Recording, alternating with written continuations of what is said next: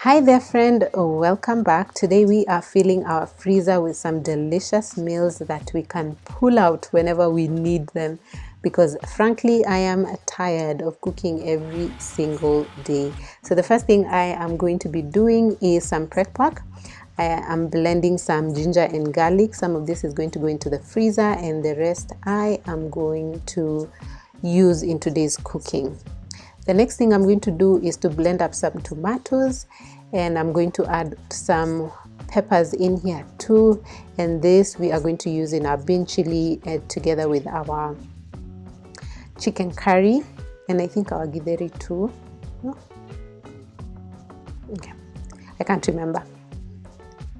But the first thing that we are starting with is browning some minced beef, and this we are going to use in our samosas together with our bean chili, and we're going to start with the bean chili. So the first thing is to just add your meat in a cold pan and then put that on the fire on medium to high heat.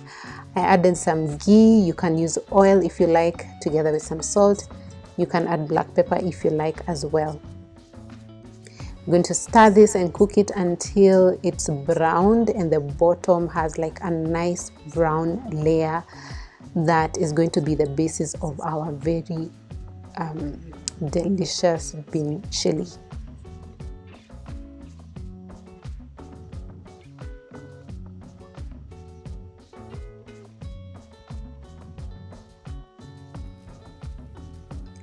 I'm going to remove some of this meat so that we can use it for our samosa filling, and I'm going to put that to the side and we're going to use it a bit later. The next thing we're going to add is some ginger and garlic paste.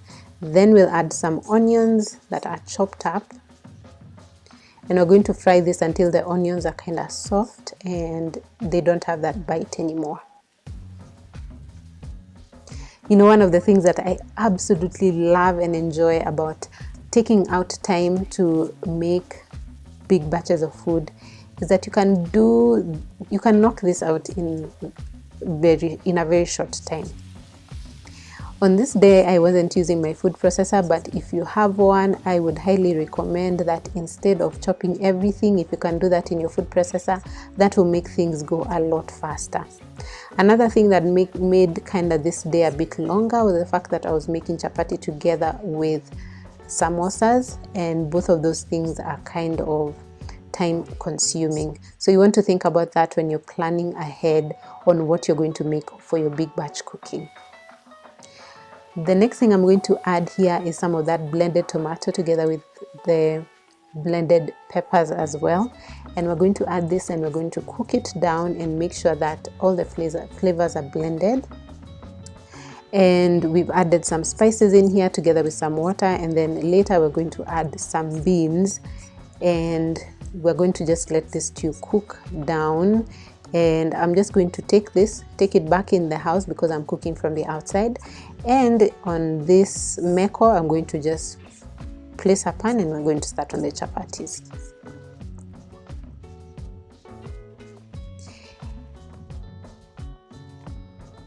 One of the other things that I love about meal prep and cooking in big batches is that you are absolutely sure that you are feeding your family a healthy, balanced diet.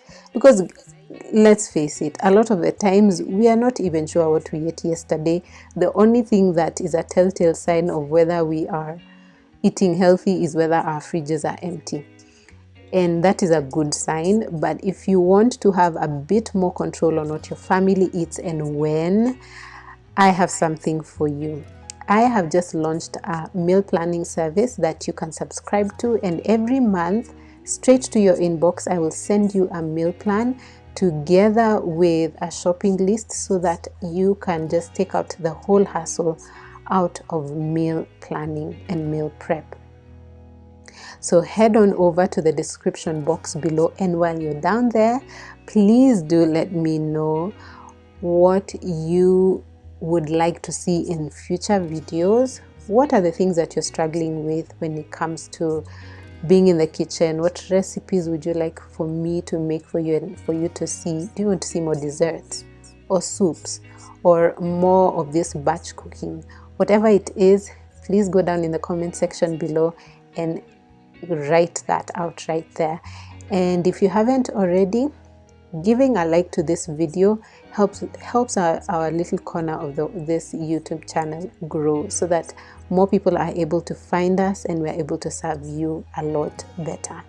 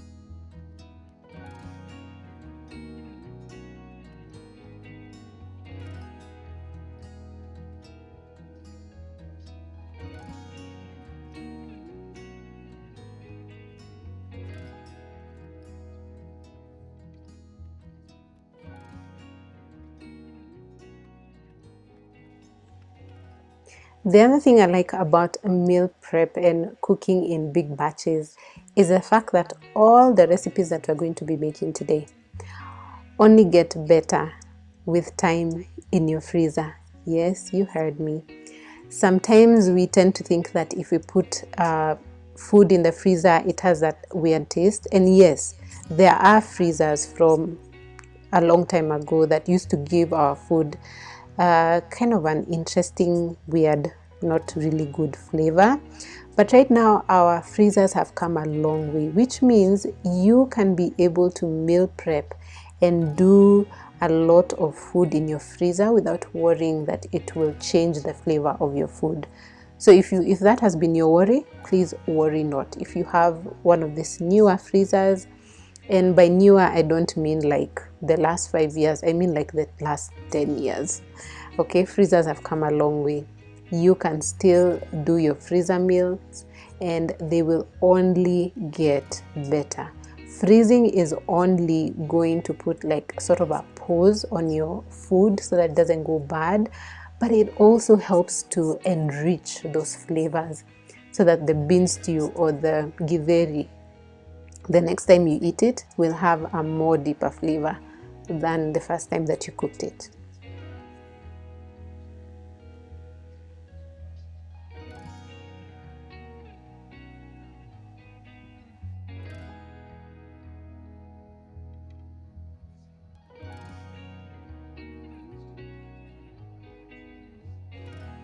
And here I'm making the samosa wrappers, and I'm not going to go really into detail on how I make them, but if you would like to know how to make samosa wrappers and just samosas in general, please do go down in the comment section below and let me know.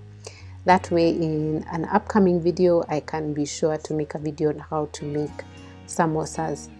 I at some point had a business where I sold samosas, so this kind of comes a bit more easy for me. It might not for you, but I'm here to help. So just let me know and I'll be able to make a video for you.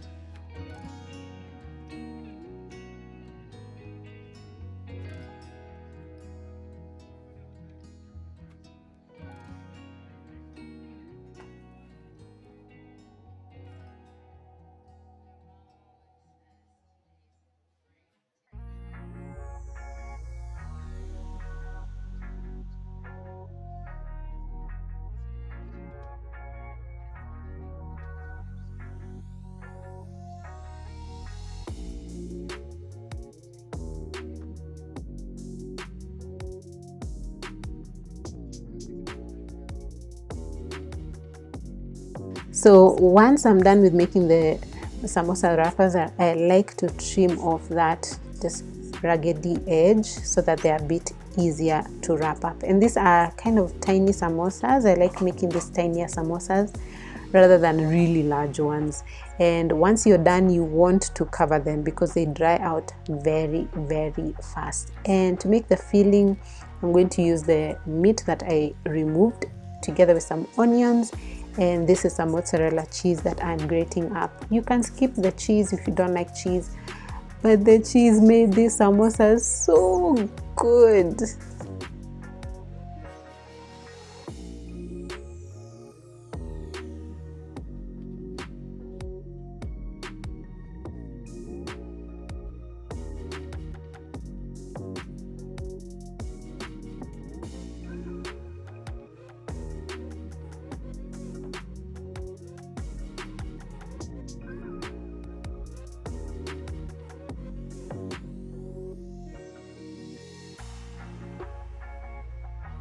I'm just going to mix everything cold and stuff the samosas cold, so no need to warm up any of this. They'll warm up when you're frying them. And this freezes, actually these samosas freeze really well. This is the glue that I'm going to use to stick the samosas, and I wasn't unfortunately able to film that process, but again, if you want the recipe, all you have to do is comment down below. Next, we're going into the githeri. I am not the biggest fan of githeri, but it seems my family is, and so I make this on a regular basis. But chopping up the ingredients and going through the whole process on a weeknight is not very ideal for me, and so batch cooking is usually my go-to when it comes to githeri, because I can do this, make a whole lot, put it in the freezer, it will only get better, and all I have to do is just remove it in the morning and then warm it up in the evening. And I really enjoy when it's githeri day and I've already batch cooked the githeri, and I can use that time to spend with my kids. So that's something that batch cooking will do for you, is that it will give you back your time so that you can be able to do other things that you would have been doing instead of cooking. So you can spice this however you like, whatever spices you like. I end up not even really being too concerned about how I'm flavoring this, because when I'm warming this, because I like to warm this on the in a sufuria on the stove top, I will adjust the seasoning right then. I don't even add the danias or the herbs. I just add those when I'm warming up this githeri. And then also I will add some maize that I batch cook. I batch cook the maize. I will go and get maize for like 3 months, for me to use for like 3 months, and just boil it all and put it in the freezer, and that helps to save me on time as well. I'm also using some beef stock that was in the freezer, and I don't even have to warm it up to liquefy any of this. I will just put it in this pot, it will warm as it simmers, and that saves me a lot of time. And as this is, I'm just going to put this inside the house and let it simmer slowly as I'm moving on to other things.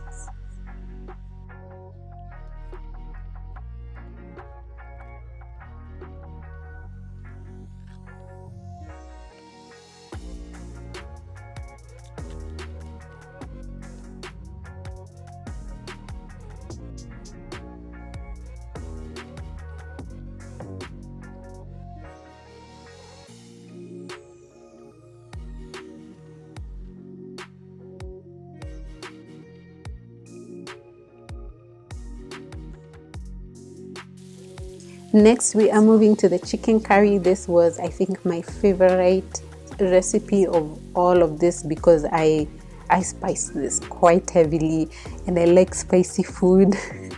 And just adding some chili when I was eating, this was phenomenal. I absolutely loved it. So the first thing is to brown up some onions, and once the onions are browned, because I had already marinated the chicken with some ginger, some garlic, and some other spices that I can't remember, now I can be able to just put the chicken in here and this recipe goes really fast, because again, the tomatoes and the peppers are already blended and the meat is marinated, and I don't end up cooking this for a very long time, because when I'm warming it and I'm warming it on the stove top, I will add the coconut milk and add if I need to add lemon juice or some herbs, I will do that. And as you do that, the chicken will end up cooking a bit more. So if you're going to freeze this, don't overcook it. Don't cook it as if you would be eating it on that day. And that's what I did here. So I ended up adding a bit more spices because I wanted this really spices and spicy. And these are just the spices that I ended up using. Later on, because I didn't have any fresh herbs, I added some oregano, and that tasted really good. I was actually surprised.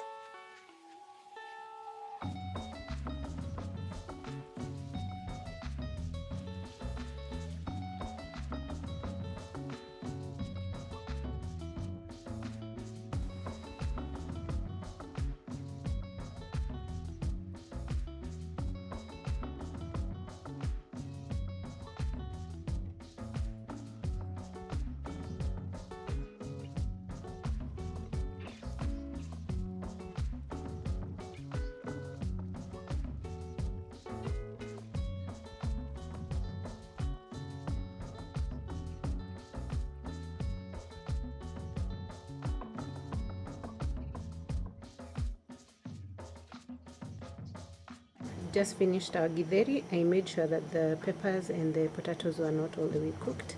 The chicken is not all the way cooked, and the reason why some of these things are not all the way cooked is because we're going to finish cooking them when we're warming them up, because I like to warm my stews on the stove top instead of in the microwave.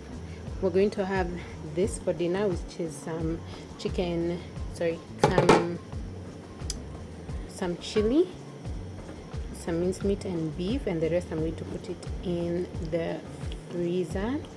And then we made maybe like 3 meals worth of chapatis and some samosas. I don't know how many there are, but I had some wrappers left over which I can use next time. Friend, thank you so much for joining me as I was batch cooking today. I hope you have been inspired to save yourself some time in the kitchen. I didn't check how long I took, but we were able to get a lot of things done, and I'm so grateful. Thank you so much for joining me, and I'm going to put some of my other videos down here on this side right here, and you can go and check them out as we wait for the next video.